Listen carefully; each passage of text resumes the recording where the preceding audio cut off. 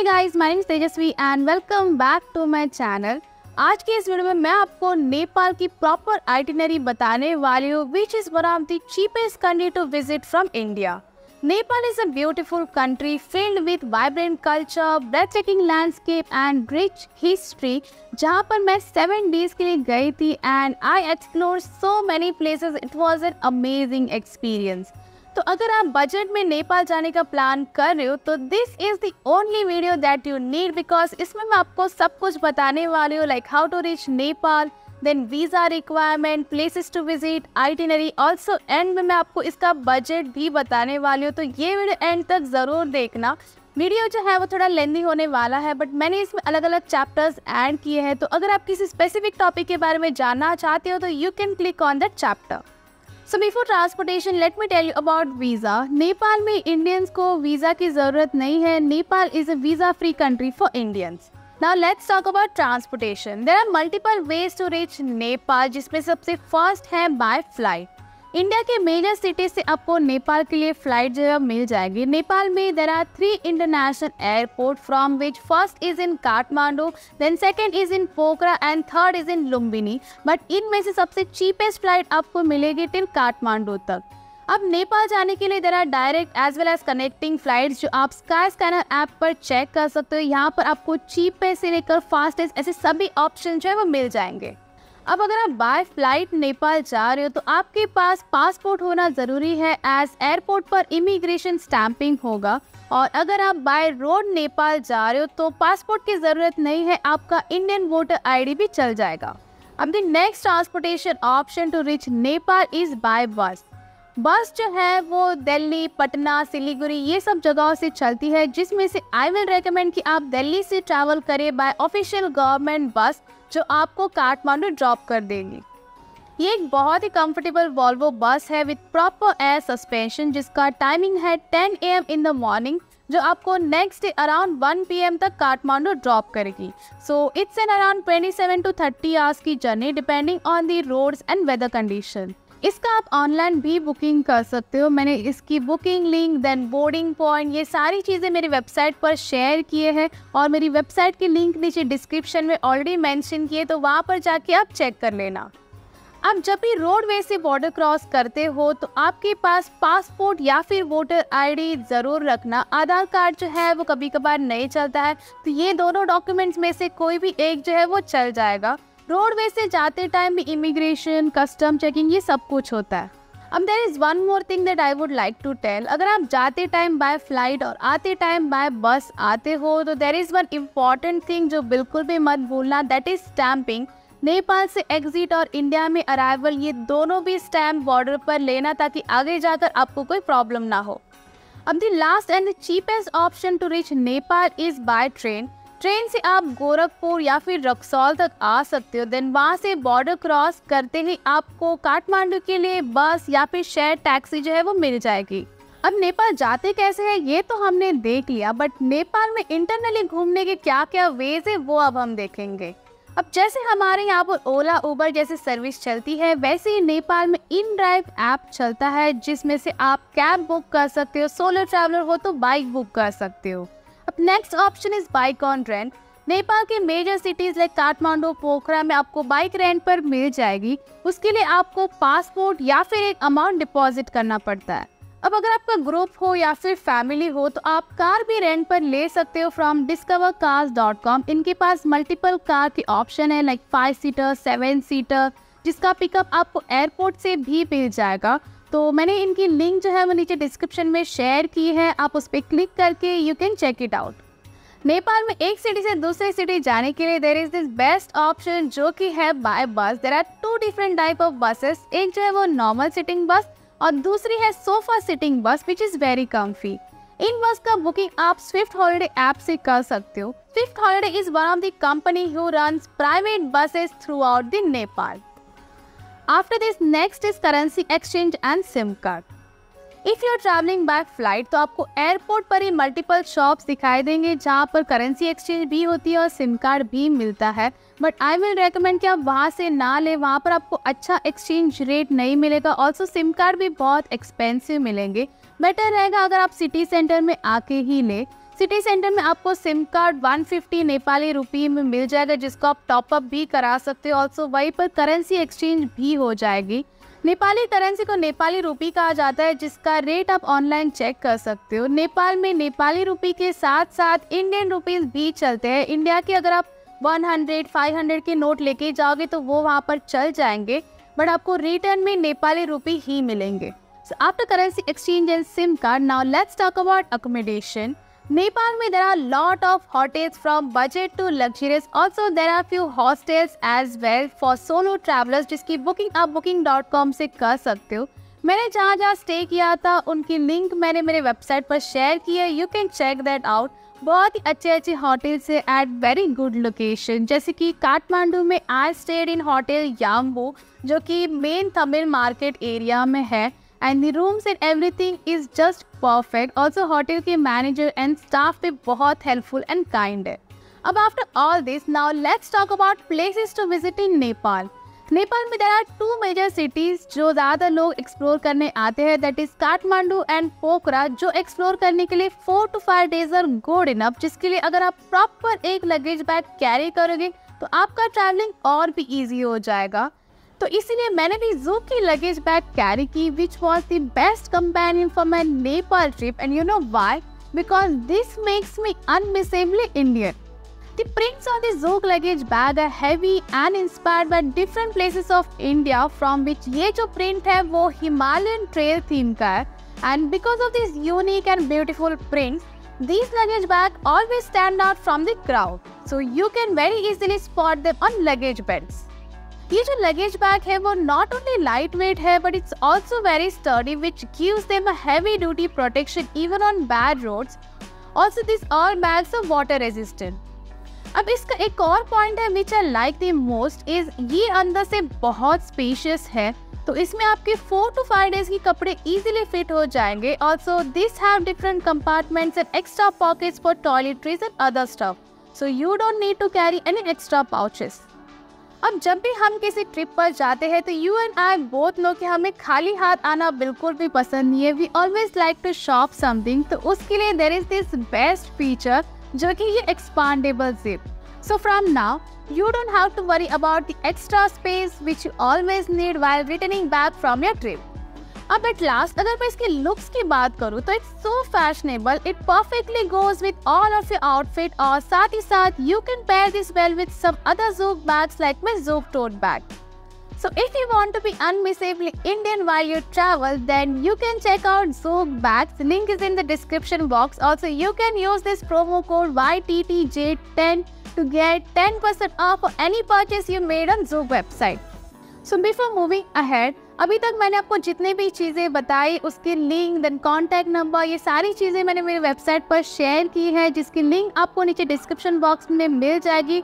You can check it out. Also अगर आपको अभी तक मेरा वीडियो पसंद आया होगा तो do subscribe to my channel for more such informative videos.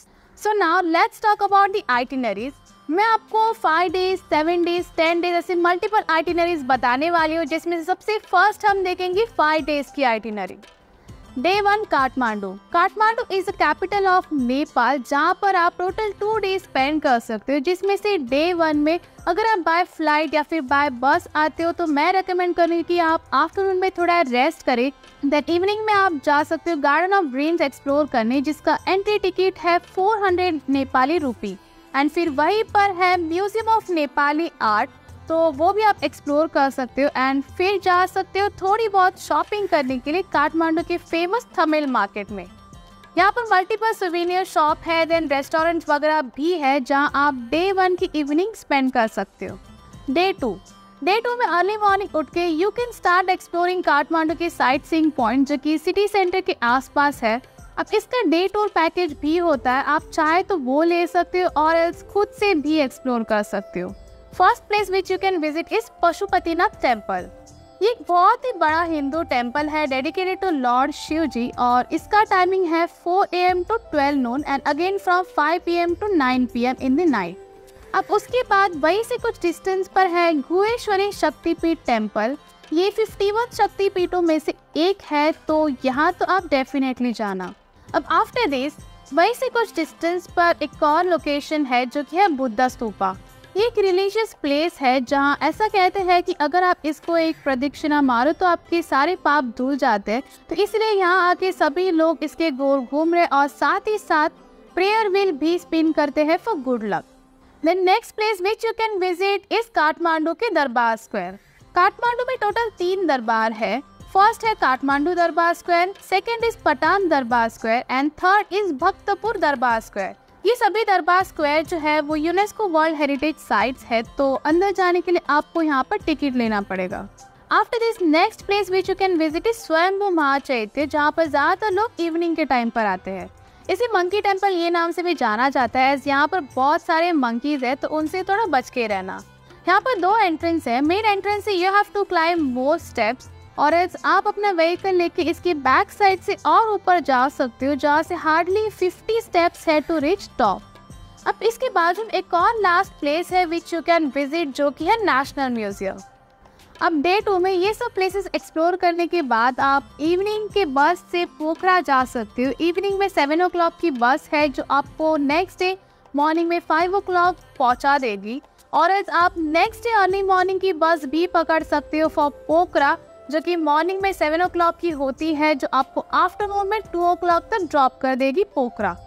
So day 3।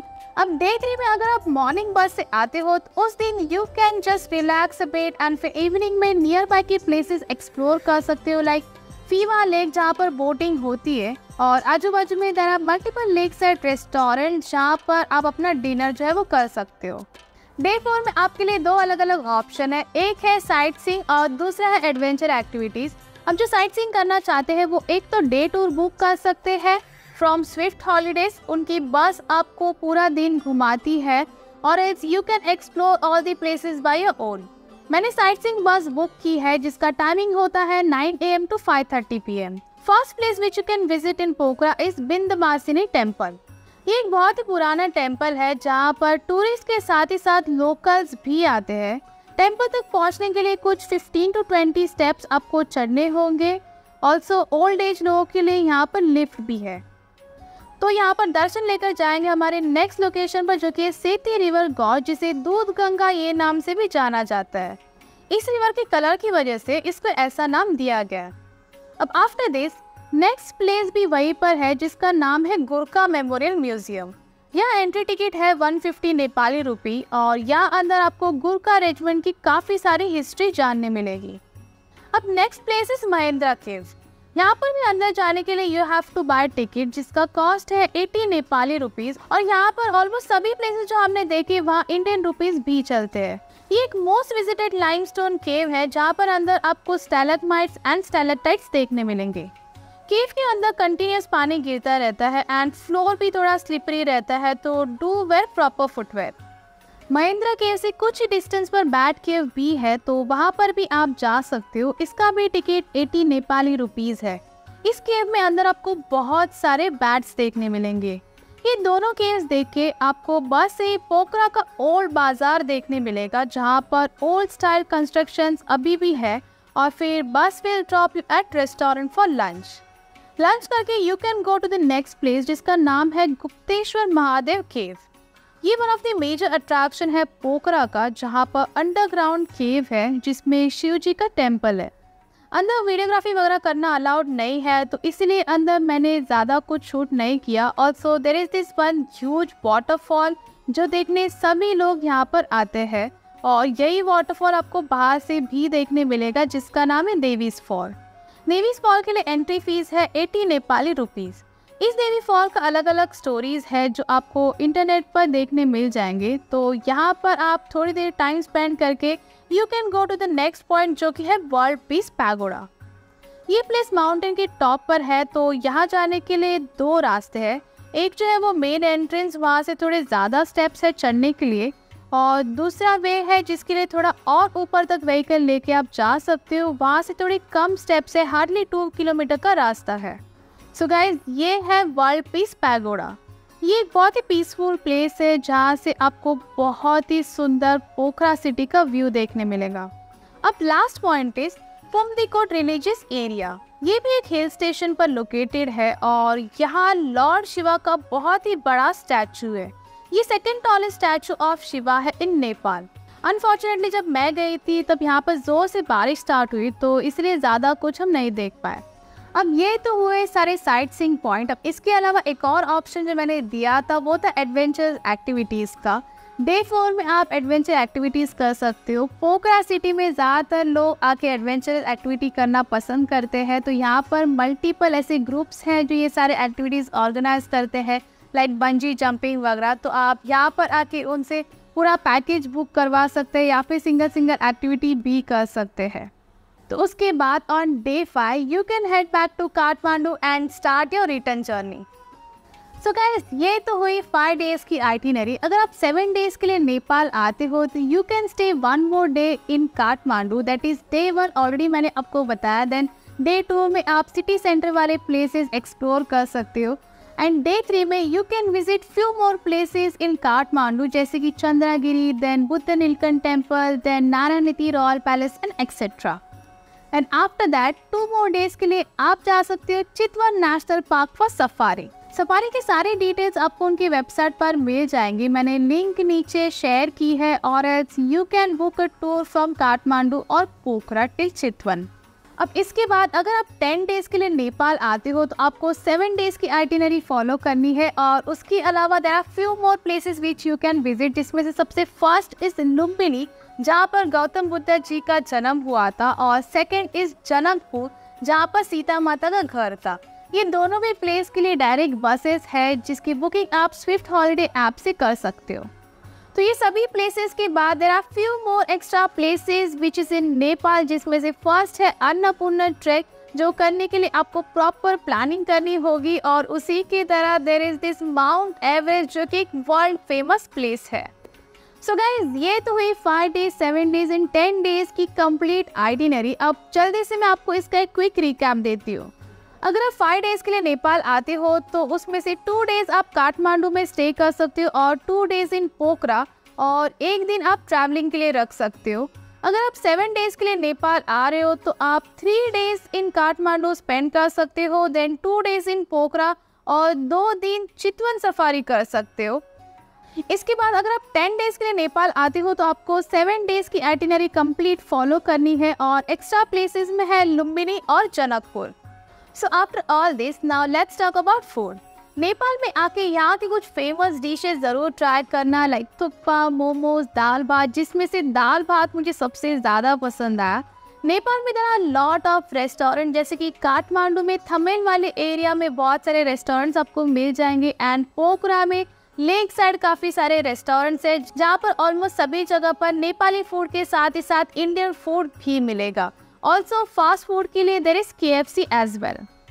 After food, here are few important mobile apps that you must install while traveling to Nepal. First is InDrive. For cab और bike riding service ये आपके काम आएगा। जैसे हमारे यहाँ पर ओला उबर service चलती है, वैसे ही यहाँ पर InDrive ऐप चलता है। Then next is Sky Scanner. अब अगर आपको इंटरनली एक सिटी टू दूसरे सिटी जाना हो या फिर कोई भी फ्लाइट बुक करनी हो, ये ऐप आपकी काम आएगा। इस ऐप में आपको चीपेस्ट से लेकर फास्टेस्ट ऐसे सभी फ्लाइट के ऑप्शन जो है वो मिल जाएंगे। इसके बाद नेक्स्ट इज स्विफ्ट हॉलीडेज। एक सिटी टू दूसरे सिटी जाने के लिए अगर आपको बस बुक करनी हो या फिर आप डे टूर करना चाहते हो तो आप ये ऐप इंस्टॉल करना। इस ऐप से आप बस का जो बुकिंग है वो कर सकते हो। और at last is XE currency converter. वैसे तो नेपाल में इंडियन रुपीस चलते हैं, but every time you have to convert Nepali bill amount into Indian, and for return money Indian को वापस नेपाली में कन्वर्ट करना होता है, एज आपको एवरी टाइम नेपाली रुपीस ही मिलेंगे रिटर्न में।